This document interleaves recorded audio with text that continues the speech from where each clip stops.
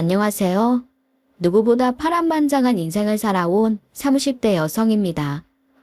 학창시절에 저는 부모로부터 버림받은 운명을 원망하며 일명 날라리로 살았더랬어요. 그러다 은인을 만나고 개가천선해 지금은 남들이 선망하는 피부과 원장이 되었네요. 제 인생에 이런 기막힌 반전을 맞기까지는 놀라운 사연이 숨어 있습니다. 그 사연이 궁금하신 썰맘 구독자분들은 지금부터 제 이야기에 귀를 기울여 주시길 부탁드릴게요. 인생이란 예측할 수 없는 순간의 연속이라는 걸 다시 한번 느끼게 되실 겁니다. 저는 부유한 집안의 큰딸로 제법 행복한 유년 시절을 보냈습니다. 어린 시절 제 기억 속의 부모님은 뭐든 원하는 건 다 들어주시는 따뜻하고 인자한 분들이셨죠. 하지만 제가 초등학교에 다닐 무렵부터 아버지의 사업이 어려워지며 가세가 기울기 시작했어요.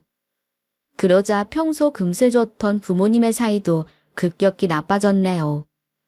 늘 웃음으로 가득 찼던 집안은 두 분이 다투시는 목소리로 변해갔습니다. 한데 그맘때부터 부모님이 유난히 절 차갑게 대한다는 느낌이 들었어요. 어린 마음에 섭섭하기도 했지만 사는 게 힘들어서 그런 거라고 스스로 위로하곤 했던 기억이 납니다. 그 시기만 잘 버티면 다시 사업이 일어나 행복한 시절로 돌아갈 거라는 기대를 품고 있었거든요. 하지만 제 그런 기대가 무색하게 상황은 더 나빠지기만 했어요. 그러자 집에 사람들이 찾아와 고성까지 지르는 일도 빈번하게 일어나더군요. 돈을 빌려줬다 받지 못했던 빚쟁이들이었죠. 그러던 어느 날 아침에 학교에 가려는 저를 갑자기 아빠가 끌어안으며 이렇게 말씀하시더군요. 문주야, 아빠가 미안해. 응? 그게 무슨 말이야?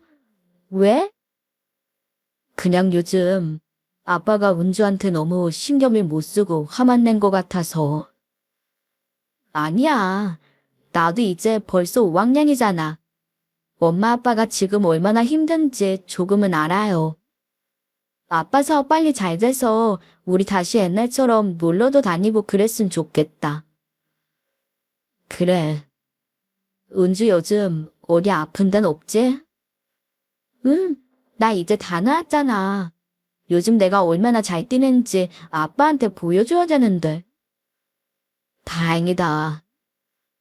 문지야, 앞으로 아무리 힘든 일이 있어도 너는 꼭 열심히 살아야 한다. 아빠랑 약속할 수 있지? 응, 그럼. 나 공부 열심히 할게. 걱정 말아요. 그래, 착하다. 학교 잘 다녀와.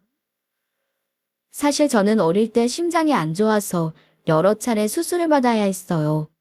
아직도 가슴에 커다란 흉터가 남아있죠. 하지만 포기하지 않고 열심히 치료해준 부모님 덕에 건강을 되찾았던 거예요.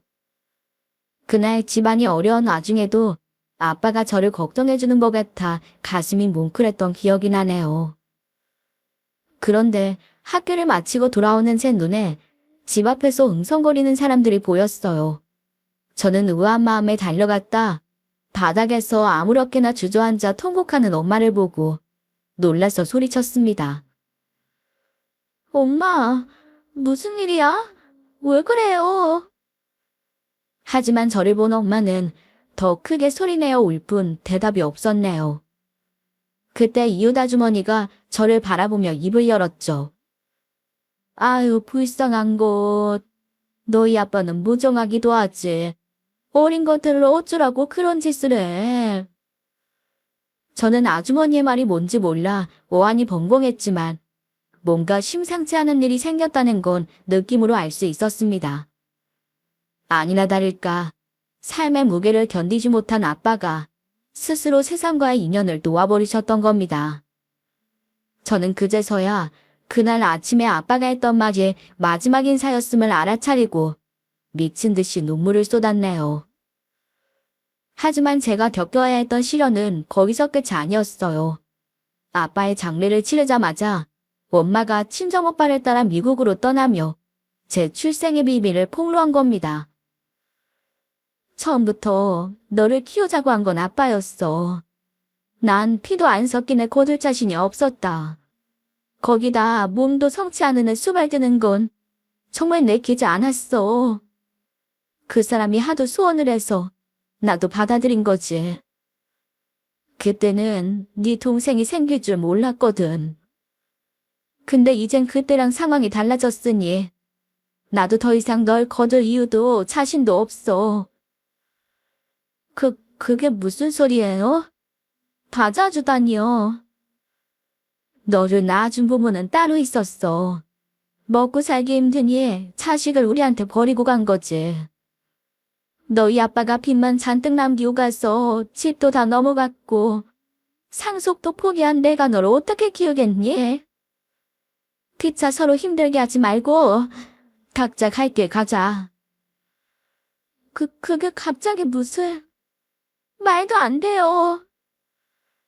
믿든 말든 나도 이제 어쩔 수 없어. 엄마, 나한테 왜 그래요? 내가 뭐 잘못했어? 나 말 잘 들을게요. 민성이도 잘 보고 반찬 투정도 안 할게. 이러지 마. 엄마 마음은 뭐 편한 줄 아니? 미운하고 오나 내가 널 10년 넘게 키웠어. 근데 이렇게 다 털어먹고 친정오빠한테 신세 지러 가면서 너까지 데려갈 순 없다. 네가 엄마 좀 봐주면 안 되겠니? 엄마는 결국 남동생만 데리고 매정하게 미국으로 떠나버렸어요. 결국 저는 충격만 아는 채 보육원으로 들어가야 했습니다. 그때는 너무 괴롭고 엄마가 미웠지만 다 커서 생각해보니 당시 엄마도 제정신이 아니었을 것 같긴 하더군요. 남편 그늘에서 부잣집 만화님으로만 살았는데 하루아침에 빈털터리 과부가 되었으니 멀쩡할 수가 있겠어요. 하지만 한창 예민할 10대에 2번이나 부모에게 버림받은 충격은 쉬이 회복되지 않았습니다. 저는 낳아준 부모에게도 키워준 부모에게도 버려졌다는 원망을 안고 매일 밤 눈물을 흘려야 했어요. 그러니 당연히 보육원 생활에 적응하지 못했고 학교에서도 문제를 일으키기 일쑤였네요.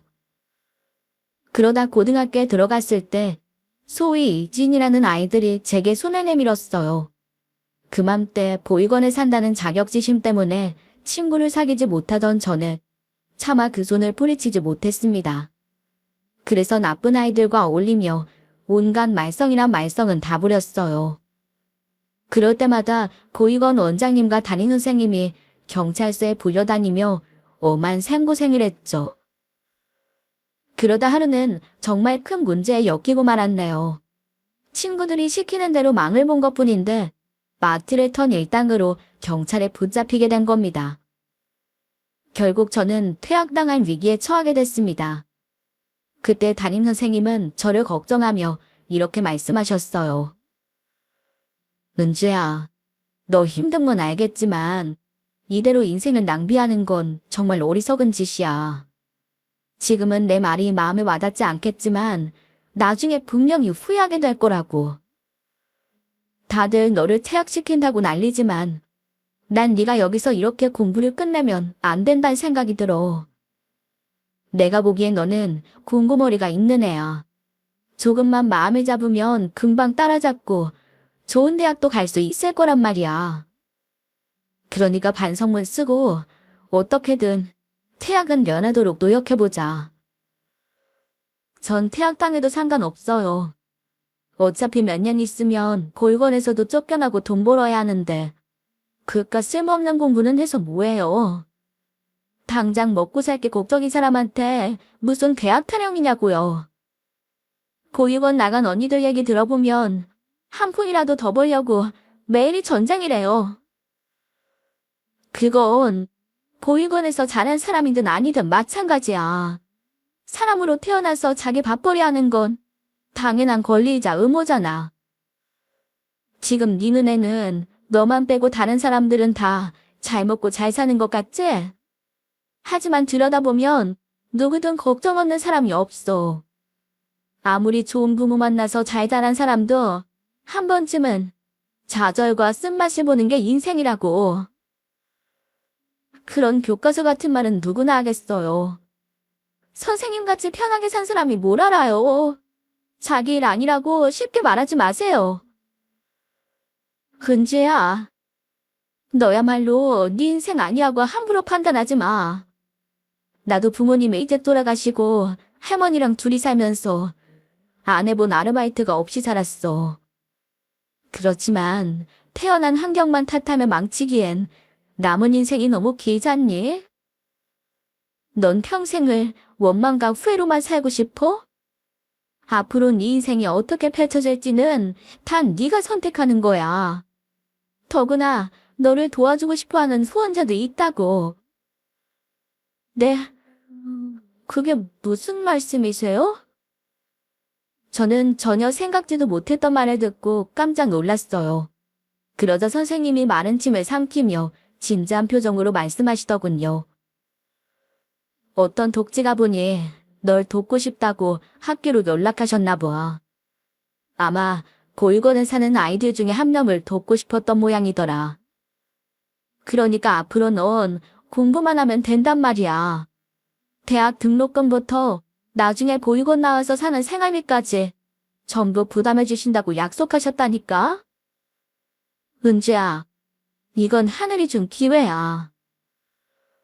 처음에는 그 말에 저도 귀가 솔깃하더군요. 하지만 이내 삐딱한 마음이 고개를 들었네요. 그런 사람들 보육원으로도 많이 연락해요.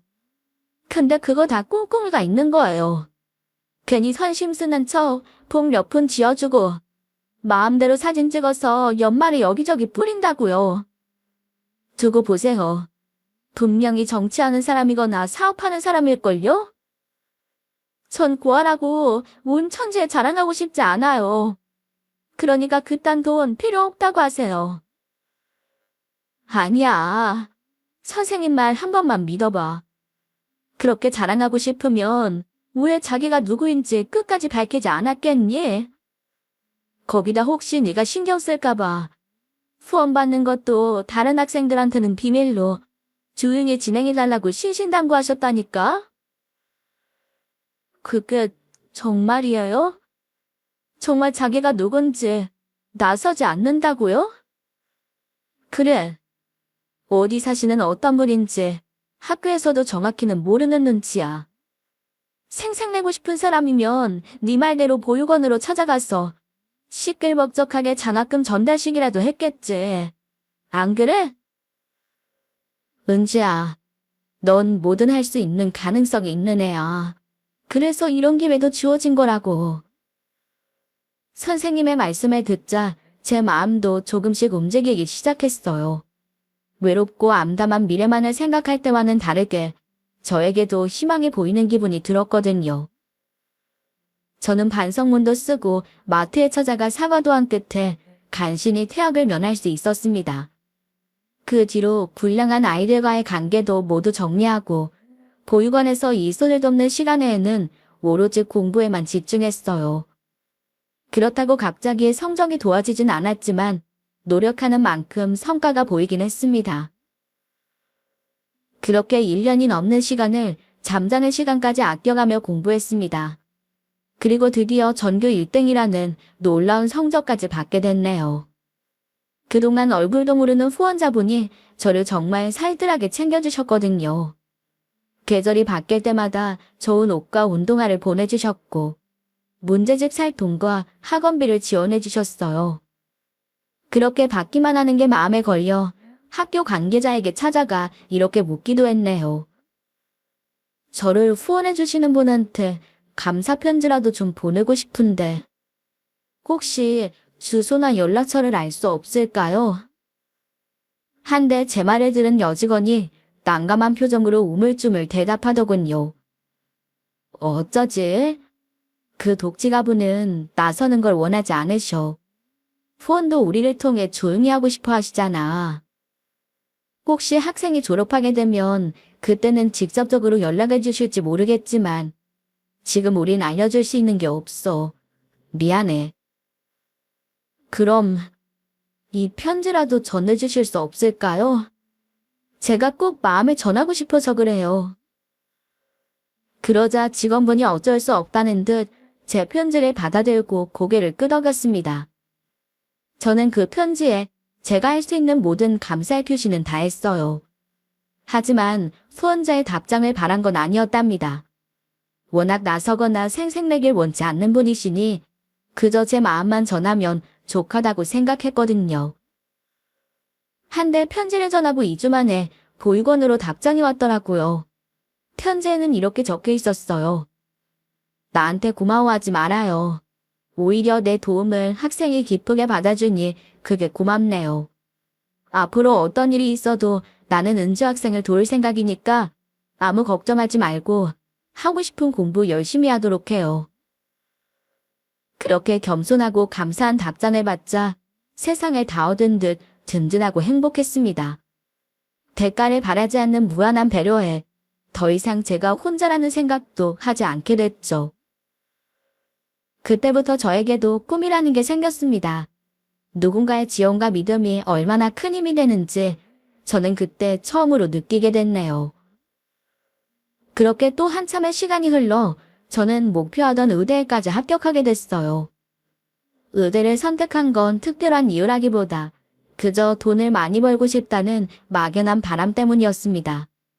제가 2번이나 버림받은 이유가 다 돈 때문이라고 생각했거든요. 친부모는 먹고 살기 힘들어 저를 버렸고 양부모와도 그놈의 돈 때문에 헤어지게 된 거니까요. 한데 보잘것없던 고아가 의대에 합격하자 보육원과 합격뿐 아니라 지역사회까지 들썩이더군요. 학교에 붙는 대학 입학자 명단에 제 이름이 가장 먼저 오르고 보육원으로도 격리의 전화가 쇄도했어요. 심지어 지역신문에서는 제 얘기를 싣고 싶다며 기자까지 찾아왔죠. 그런 모습에 보육원 동생들도 웃으며 말했습니다. 언니 덕분에 요즘 우리까지 어깨 펴고 다닌다니까. 고아라고 무시하던 애들이랑 선생님들도 이제 우릴 좀 다르게 대하는 것 같아. 우리 같은 애들도 노력하면 얼마든지 성공할 수 있다는 걸 언니가 보여줬잖아. 맞아. 나도 은주 누나 보니까 진짜 공부 열심히 해야겠다는 생각이 들더라. 우리 다 누나가 너무 자랑스러워. 그때 보육원 원장님이 다가와 제 어깨를 다독이며 이렇게 말씀하셨어요. 은주, 그동안 정말 고생 많았다. 앞으로 독립해서도 지금 마음이 잊지 말고 열심히 해야 된다. 참, 그리고 후원자분께 감사 전하는 것도 잊지 말어. 그분이 아니었다면 네가 마음 잡고 공부하는 게 어디 쉬운 일이었겠니? 물론 여기서도 한다곤 했지만 이 많은 애들을 각각 신경 써주기는 힘든 게 현실이잖아. 대체 어떤 분인지 모르겠지만 정말 네 평생의 은인이다. 안 그래도 합격 소식을 듣자 맨 처음 머릿속에 떠오르는 게 바로 후원자님이었어요. 마음 같아서는 당장 전화로 기쁜 소식을 전하고 싶었죠. 하지만 제가 알고 있는 거라곤 후원님의 답장을 받을 때 봉투에 쓰여있던 주소뿐이었네요. 발신지는 대구였어요. 사실 몇 번인가 그 주소로 찾아가보고 싶은 마음이 들었던 적도 있었습니다.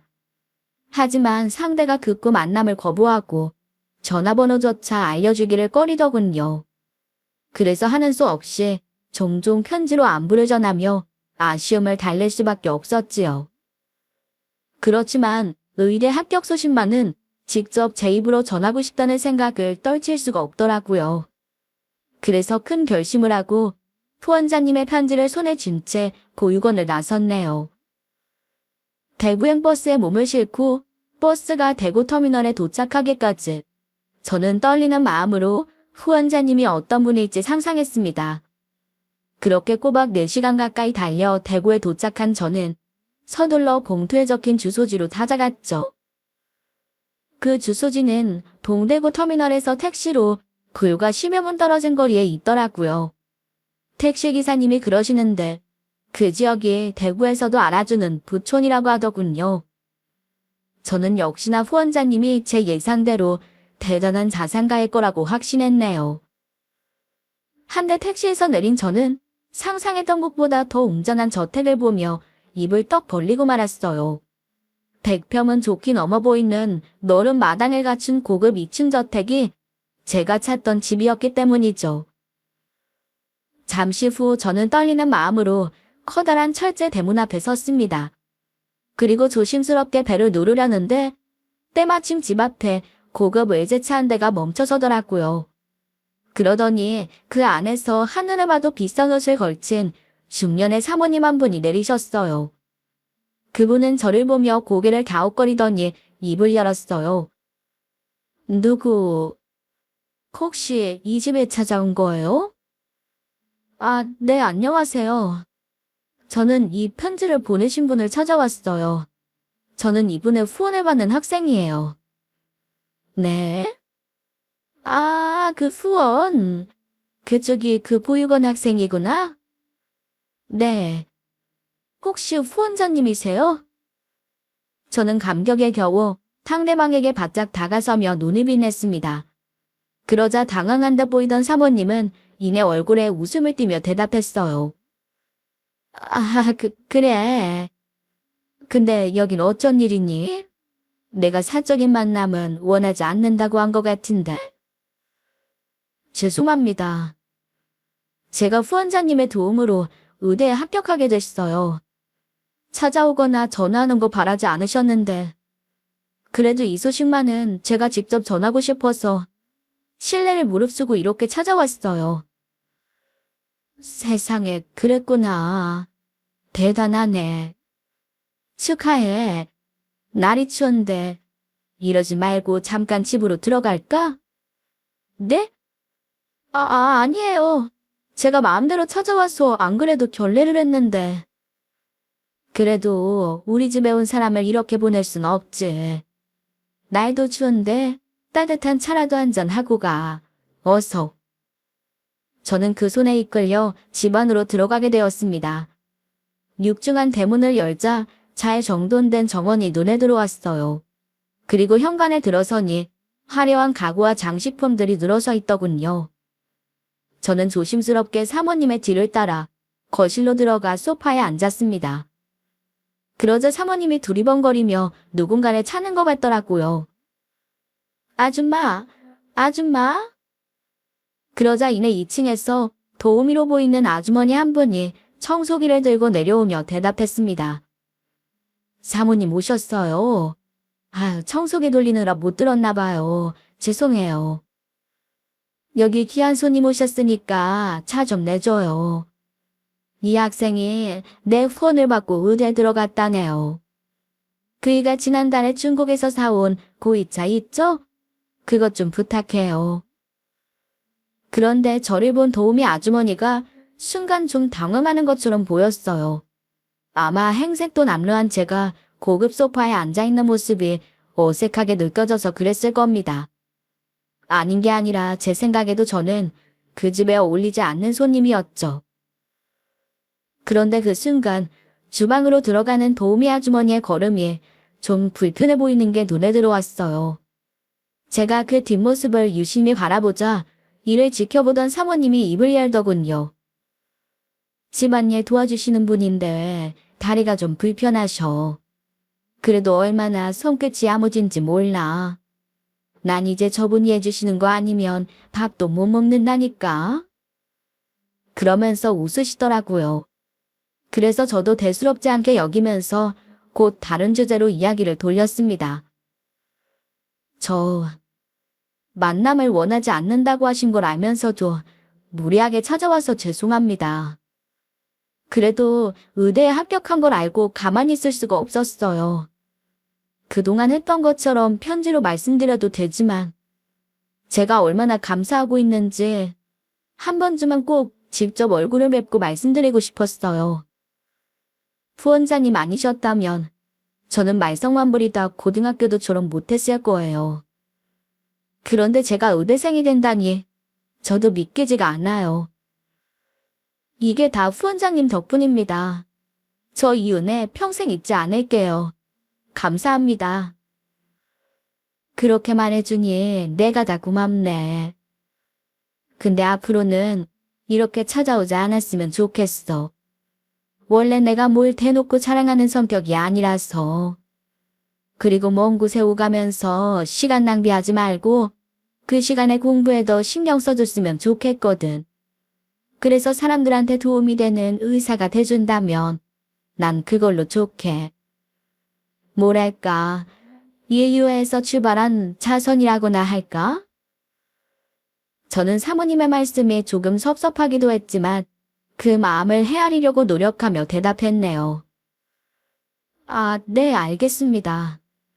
앞으로 입학해서도 기대에 어긋나지 않도록 열심히 할게요. 그리고 이거 별거 아니지만 제 마음이니까 받아주셨으면 좋겠어요. 어머, 이게 뭐야? 목도리? 네. 사실 어떤 분인지 성별도 잘 모르고 그냥 무난한 선물을 준비하려다 보니까 생각나는 게 없어서요. 제가 직접 떤 목도리예요. 시험 끝나자마자 조금씩 떠서 완성했거든요. 무난한 색으로 하려다가 회색으로 했는데 근데 오늘 보니까 추위를 타실 일은 없으실 것 같아서 제가 생각이 짧았나 봐요. 나도 차 없이 다니는 날 많지. 아무튼 잘 쓸게. 고마워. 사실 목도리를 뜨면서도 이 선물을 건네는 게 맞을지 한참 고민했거든요. 게다가 부자일 거라는 예상은 했었지만 제가 상상했던 것보다 더 화려한 집을 보니 주눅이 들더라고요. 하지만 웃으며 선물을 받아주는 사모님을 보자 마음이 놓였네요. 그렇게 짧은 만남을 뒤로하고 저는 서울로 돌아와 드디어 의대에 입학했습니다. 한데 그 다음부터는 후원자님의 도움을 받는 게 한결 마음 편해졌어요.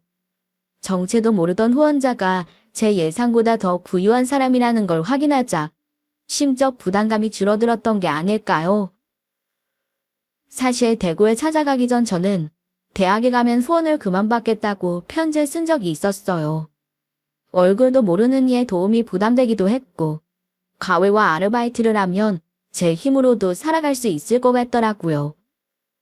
하지만 후원자님은 그런 저를 굳고 말리면서 의대를 졸업할 때까지 자신의 도움을 받으라고 이야기했었습니다. 그리고 저도 직접 사모님을 만나 뵙고 나서야 마음 편히 그 말을 따르게 된 거예요. 대신 나중에 의사가 되고 나면 저도 도움이 필요한 사람들을 돕겠다고 결심했죠. 그렇게 공부에 집중한 덕에 저는 무사히 의대를 졸업할 수 있었어요. 그리고 수련의와 전공의 과정을 거쳐 드디어 피부과 전문의가 됐답니다. 그러는 동안 또 10년이 넘는 세월이 흘렀네요. 물론 제 손으로 돈을 벌기 시작하면서 후원자의 도움은 필요 없게 됐고 그 와중에 간간히 소식을 전하던 편지도 뜸해졌습니다. 전문의가 되는 과정이 힘들기도 했고 후원자도 더 이상 제 연락을 바라지 않을 것 같다는 느낌이 들었거든요.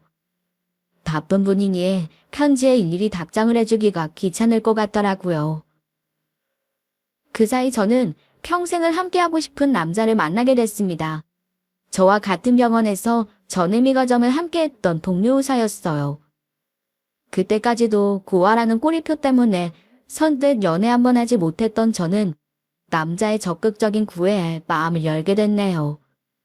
그리고 억지로 끌려가다시피 인사드린 예비실에게서도 예상 외의 환대를 받았답니다. 시아버지는 중소기업을 운영하는 재력가였지만 저를 선입견 없이 바라봐 주시는 좋은 분이셨어요. 그래서 무난하게 결혼을 허락해 주시고 이런 말씀까지 꺼내시더군요. 나는 운주만 보면 젊을 때 내 생각이 나서 애틋하고 남 같지가 않아. 나도 부모님이 일찍 돌아가시고 맨몸으로 상경해서 안 해본 일이 없거든. 그래도 남들 무시 다 견뎌내고 지금은 이렇게 한 기업을 이끄는 사람이 됐지. 그래서 그동안 우리 예비 며느리가 얼마나 힘들게 살았을지 누구보다 잘 알고 있어. 그 힘든 시간을 견디고 이렇게 어엿한 의사가 됐으니 얼마나 대견한지 모르겠다. 그래서 내가 우리 며느리랑 아들한테 선물을 하나 하고 싶은데 내 곡동 건물 리모델링 해줄 테니 거기서 개원하도록 하는 건 어떻겠니? 그 말에 예비 남편이 놀라며 되물었죠. 네, 개원이요? 그래, 애비가 주는 결혼 선물이다. 그래서 저는 생각지도 못했던 개원 준비까지 하게 됐습니다. 결혼과 개원을 동시에 진행하며 정신이 없었지만 마음만은 기쁘고 설레더군요. 그리고 드디어 결혼식 당일이 되었답니다. 저는 떨리는 마음으로 단장을 마치고 신부대기실에서 손님을 맞았어요. 보위관 원장님과 동생들은 그런 저를 향해 진심으로 축하 인사를 건네었죠. 한데 정신없이 축하받는 와중에 언뜻 눈에 띄는 한 사람이 있었어요. 단정한 옷차림을 하고 신부대기실 앞을 서성이는 노년의 여인이었답니다. 분명 어디선가 본 기억이 있었지만 어떤 인연인지 금방 떠오르진 않더라고요. 그런데 신부 입장이 시작되고 남편과 동시에 입장하는 제 눈에 조금 전 신부 대기실에 서성이던 여인의 모습이 눈에 들어왔습니다. 헌데 무슨 이유에서인지 여자의 눈시울이 붉어져 있는 게 보이자 제 가슴이 철렁하고 내려앉더라고요. 그 후로 결혼식 내내 그분의 눈물에 마음이 쓰여 저도 모르게 계속 눈길이 갔죠. 그러다 여자의 목에서 낯이 익은 회색 목도리를 발견한 저는 그제야 퍼뜩 상대의 정체가 떠올랐네요. 그건 제가 의대 입학을 앞두고 한 올 한 올 직접 짜서 완성했던 회색 목도리가 틀림없었습니다. 제 결혼식에 그 목도리를 두르고 나타난 사람은 다름 아닌 후원자 사모님의 집에서 차를 내주던 고우미 아주머니였어요. 저는 놀란 마음에 마지막 행진을 마치자마자 그분에게 다가갔습니다. 그리고 이유도 모른 채 파도치는 일렁이는 감정을 억누르며 이렇게 물었네요. 안녕하세요. 이렇게 멀리까지 와주실 줄 몰랐어요. 혹시 사모님 대신해서 오신 건가요? 저를 기억하세요? 그럼요, 당연하죠. 그때 대구에서 뵀던 도우미 아주머니 맞죠? 그 목도리 제가 후원자님께 드렸던 거잖아요. 근데 사모님이 아주머니께 그걸 드린 모양이네요. 그러자 제 말을 들은 상대는 아무 말도 하지 못하고 고개 숙인 채 눈물만 흘렸습니다. 그 모습에 저도 모르게 불쑥 이런 말이 튀어나가고 말았네요. 혹시 저한테 뭐 하실 말씀 있으세요? 아까 신부 대기실에서도 그렇고 왜 저를 그런 눈으로 보세요? 그때 대구에서 처음 만났을 때도 그랬어요.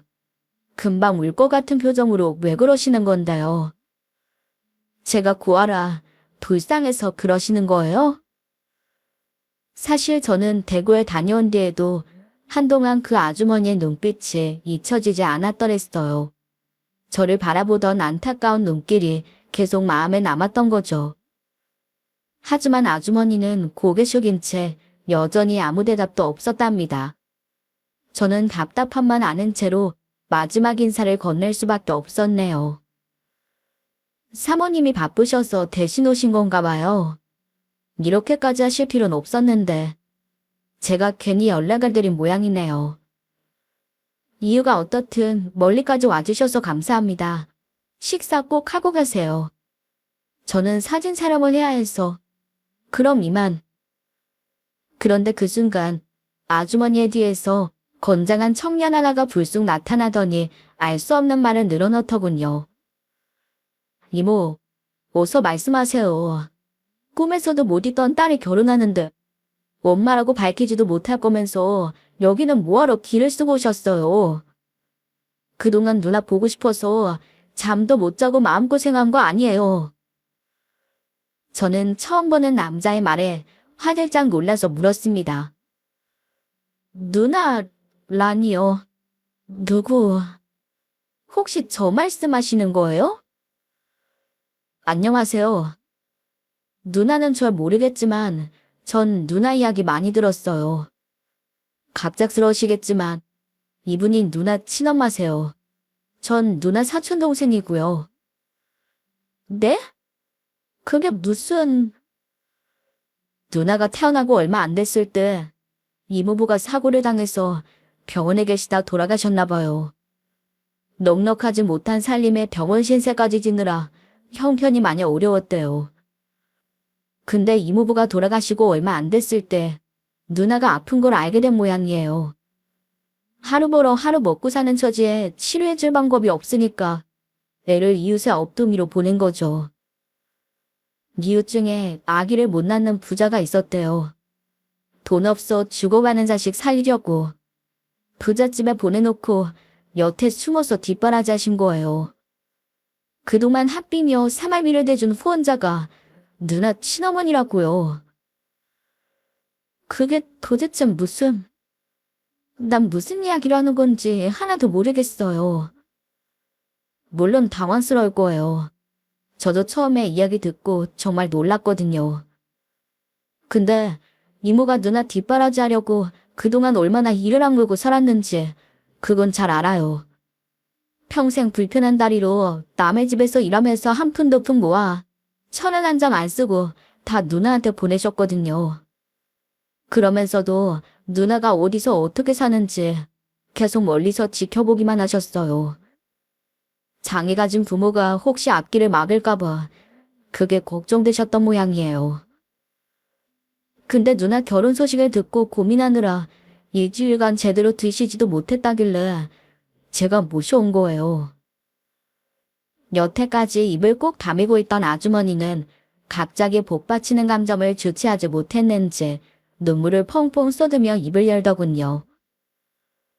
미안합니다. 이런 모습으로 찾아와서 정말 미안해요. 그냥 조용히 숨어서 결혼하는 모습만 보고 돌아가려고 했는데 막상 보니 욕심이 생겨서 발길이 안 떨어지는 바람에. 도대체 그게 무슨 말씀이세요? 아주머니께서 제 후원자라뇨? 후원자는 그날 대구에서 본 그 사모님 아니었어요? 그분은 내가 일하던 집의 사모님이에요. 마음이 좋은 분이라 평소에 내 말을 귀담아 들어주셨는데 딸이 찾아온 걸 알고 그렇게 행동해 주신 거였어요. 만약에 내가 후원자인 걸 알면 돈을 받지 않을 것 같아서 평소에 걱정을 많이 했었거든요. 남의 집 가정부 아는 사람이 후원자라면 그것도 부담스러워할 것 같고 거기다 난 다리까지 졌는데 이 꼴로는 앞에 나서지 않는 게 도와주는 거라고 생각했어요. 그래도 편지는 받고 싶고 혹시나 찾아올까봐 불안하긴 하고 평소에도 그런 걱정을 알고 계시던 사모님이 날 도와주신 거예요. 그럼 날 키우기 싫어서 버린 게 아니란 말이에요? 아무리 그래도 어떻게 자신을 눈앞에 두고도 엄마라고 나서지 않을 수가 있어요. 나만 놓고 키우지도 못한 내가 무슨 염치로 엄마니 후원자니 나서나요. 그때 어린 피덩이를 남의 집에 보내고 얼마나 가슴을 치면서 울었는지 몰라요. 근데 그 집에서 수술 잘 받고 건강해진 모습을 보니 그래도 잘했다는 생각이 들더라고요. 어린애가 아파서 입술이 펄해졌는데 치료비를 못 냈다는 이유로 병원에서 쫓겨났어요. 그대로 두면 죽을지도 모른다는데 앞이 캄캄하고 방법이 없었어요.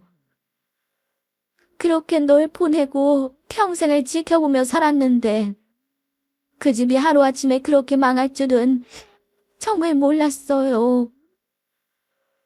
저는 믿을 수 없는 현실 앞에 온 얼굴이 눈물로 범벅이 되어 간신히 말했습니다. 왜 그러셨어요, 왜? 그깟 장애가 뭐라고. 엄마가 그렇게 고생하면서 보내주는 돈인 줄도 모르고 난 부잣집 사모님이 인신 좋게 도와주는 건 줄로만 알았단 말이에요. 이런 거 알았으면 절대 안 받았을 거예요. 의대 학비가 얼마나 비싼데. 그래서 말하지 못한 거야.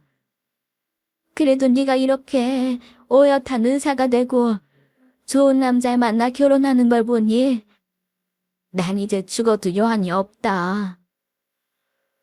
무슨 이런 말도 안 되는 일이 있어요. 그때라도 엄마라고 말씀을 하셨어야죠. 전 친부모가 돈 때문에 버려놓고 한 번도 찾지 않았다고 생각했단 말이에요. 그래서 얼마나 원망하고 살았는 줄 알아요? 저는 비명 같은 말을 내뱉으며 친모를 와락 끌어안고 오열했습니다. 이 모습을 지켜보던 시댁 식구들과 남편도 넋에 넣고 바라만 볼 뿐 아무 말도 하지 못했죠. 주변에서 저희의 사연을 듣던 하객들도 눈시울을 붉히면서 연신 손수건을 적시더군요. 그런데 잠시 후 제가 좀 진정이 된 걸 확인한 남편이 다급한 목소리로 이렇게 말했습니다. 안녕하세요, 장모님. 처음 뵙겠습니다. 근데 자세한 인사는 나중에 드리고 일단 지금은 가족 사진을 먼저 찍어야 할 것 같아요. 마침 한복도 입고 오셨겠다. 바로 찍으면 되겠네요. 그러자 곁에서 이 말을 듣던 저희 시아버지도 아들의 말에 맞장구를 치더군요. 그러세요, 사돈.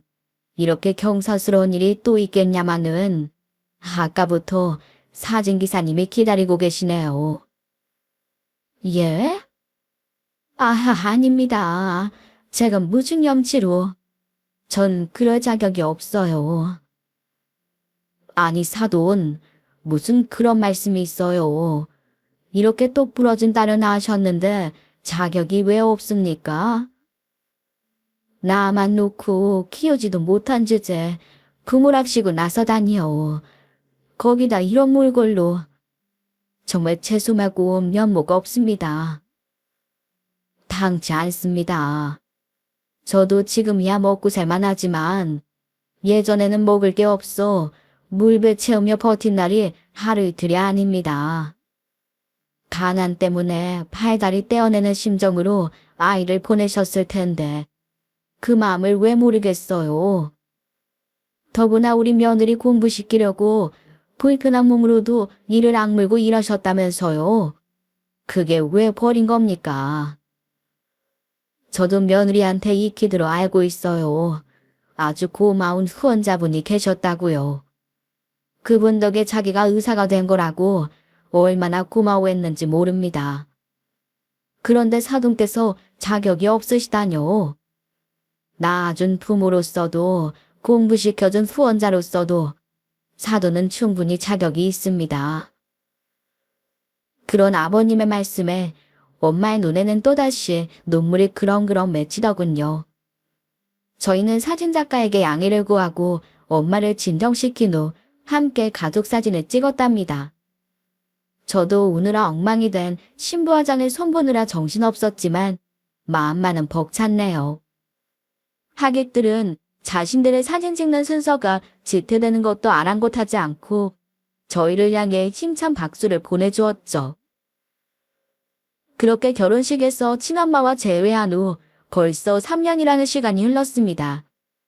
그동안 저는 시아버지가 차려주신 병원의 원장이 되었고 남편을 쏙 빼닮은 아들도 낳았어요.